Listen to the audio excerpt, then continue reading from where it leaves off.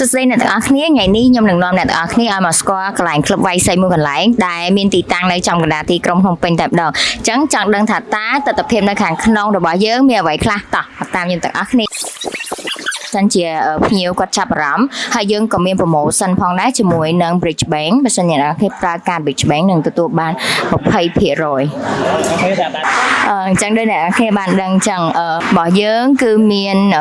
ទំហំធំទូលាយមែនតើដែល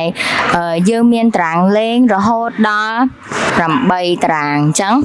ថ្ងៃនេះយើងមើលឃើញថាជាថ្ងៃចុងសប្តាហ៍ហើយមានការប្រកួតអញ្ចឹងយើងមានភ្ញៀវគាត់ចេញមកចូលរួមច្រើនមែនតើអញ្ចឹងបើសិនជាអ្នកទាំងអស់គ្នាចង់មកលេងខ្ញុំនឹងដាក់ទីតាំងនៅក្នុង link របស់វីដេអូមួយនេះអ្នកទាំងអស់គ្នាអាច click នៅលើ link ដើម្បីស្គាល់អំពីទីតាំងក្លឹបវាយសីរបស់យើងបាទ